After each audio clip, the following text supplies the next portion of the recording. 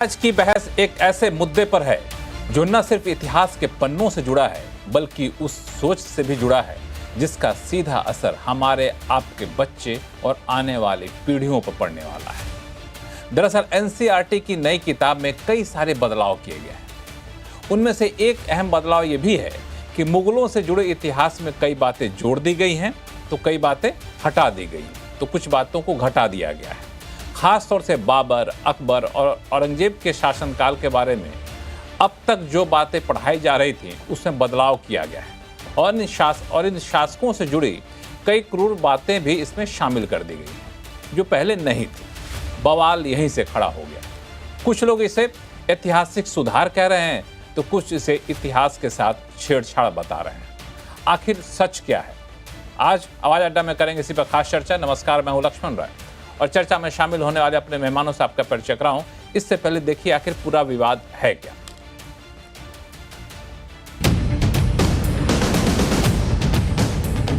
NCERT यानी national council of educational research and training ने कक्षा 8 की सामाजिक विज्ञान की किताब में बड़े बदलाव कर दिए हैं।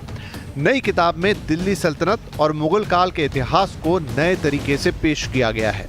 एनसीईआरटी ने कक्षा 8 की सामाजिक विज्ञान की किताब समाज की खोज भारत और उससे आगे को इसी सप्ताह जारी किया है। ये किताब चालू शैक्षणिक वर्ष के लिए तैयार की गई है। खास बात यह है कि इस किताब में 13वीं से 17वीं शताब्दी तक के भारतीय इतिहास को शामिल किया गया है, जिसमें दिल्ली सल्तनत, मुगल साम्राज्य, विजयनगर साम्राज्य और सिखों के उदय जैसे विषयों पर जोर दिया गया है।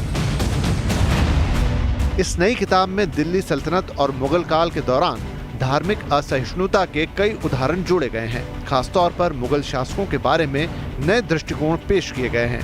बाबर को क्रूर और निर्दयी विजेता, अकबर को सहिष्णुता और क्रूरता का मिश्रण और औरंगजेब को मंदिर और गुरुद्वारे तोड़ने वाला बताया गया है। इसके साथ ही औरंगजेब द्वारा गैर मुस्लिमों पर टैक्स लगाने का भी जिक्र किया गया है।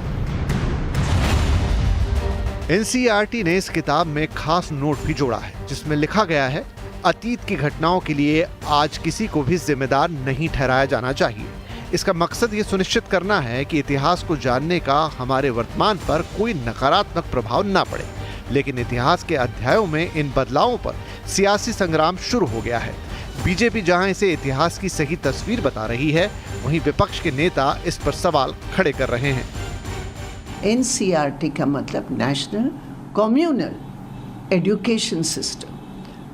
ये सिलेबस की पूरे तोड़ मरोड़ करके जिस तरह हमारे इतिहास को हाईजैक करने की प्रयास कर रहे हैं, एक संकीर्ण पॉलिटिकल एजेंडा को लेकर, ये हमारे बच्चों की, हमारी जनरेशन की पढ़ाई में जो सांप्रदायिकता की बीज डालने का प्रयास कर रहे हैं, ये बेहद गलत है। पूरा इस समय एजेंडा है ये एकेडमिक से कम और एक विशेष एजेंडा को लेकर चल रहा है। जुल्म की बहुत बड़ी गाथा है जो मैं समझता हूँ कि देश जब आज़ाद हुआ, जब उससे पहले अंग्रेज़ों ने, फिर देश आज़ाद हुआ तो कांग्रेस पार्टी ने मुगलों का कोई और ही चेहरा दिखाया था। 70 वर्षों से ये सब बातें हमारी पीढ़ियों को बताई क्यों नहीं गई?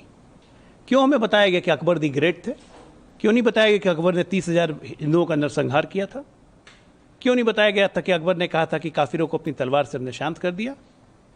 हमें क्यों नहीं बताया गया औरंगजेब के बारे में? हमें क्यों नहीं बताया गया बाबर के बारे में, बाबरनामा में जिसमें लिखा हुआ है कि लाखों मंदिर तोड़ दिए गए, जैनों का नरसंहार हुआ, बुद्धों का नरसंहार हुआ? क्यों नहीं बताया गया? अगर ये बात आज बताई जा रही है कि वो क्रूर शासक थे, आक्रांता थे, विदेशी थे, तो गलत क्या है? जमीनें भी दान करी और पैसा भी अब उसने दिया है। तो इतिहास को सही तरीके से समझाना चाहिए और उस इतिहास की वजह से हमारा सांप्रदायिक सौहार्द नहीं बिगड़ना चाहिए। जो सही है वो उसे बताएं और जो सही नहीं है उसको बताने की क्या जरूरत है। इतिहास में बदलाव नई बात नहीं है। इतिहास लेखन में सत्ता और विचारधारा की लड़ाई पुरानी है। अंग्रेजों के जमाने से लेकर राष्ट्रवादी और फिर मार्क्सवादी इतिहास लेखन के केंद्र में ये बहस चलती रही है। सवाल यह है कि अब तक जो इतिहास हमें पढ़ाया गया, क्या वो गलत था या अधूरा था? और अब जो इतिहास पढ़ाया जाएगा, क्या वो सही और संपूर्ण है?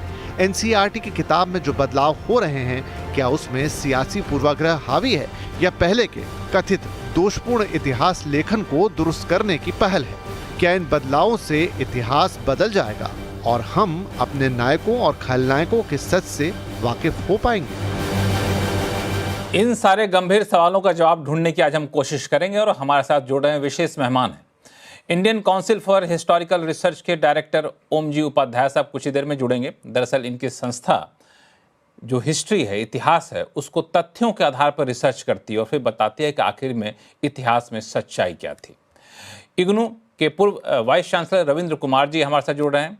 प्रधानमंत्री म्यूजियम एंड लाइब्रेरी के पूर्व फेलो प्रतीक कुमार जी हैं, जो कि इतिहास के पन्नों को काफ़ी गहराई से इन्होंने अध्ययन किया है।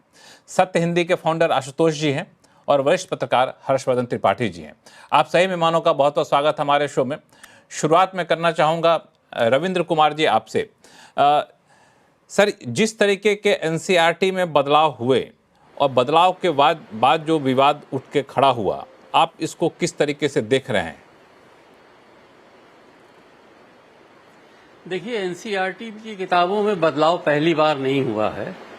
एनसीईआरटी की किताबों में बदलाव होते रहे हैं इसके पहले भी, पर प्रश्न जो है वो इन बदलावों से थोड़ा हट करके है। सारा इतिहास जो है वो समकालीन इतिहास होता है। All history is contemporary history. इसलिए समय के अनुसार इतिहास की घटनाओं की अलग अलग व्याख्याएं होती रहती हैं। आज अगर बाबर को या अकबर को एक विशेष परिप्रेक्ष्य में दिखाया जा रहा है, तो ये भी संभव है कि आज से कुछ समय बाद महान अशोक को भी इसी परिप्रेक्ष्य में दिखाया जाए। अशोक ने कलिंग के युद्ध में कितने बड़े पैमाने पर नरसंहार किया था, ये घटना भी कोई याद कर सकता है आगे चल करके कि भाई अशोक जो है वो एक क्रूर और सहिष्णु शासक था, जबकि अशोक की मौजूदा छवि जो है वो ये है कि अशोक एक महान शासक था।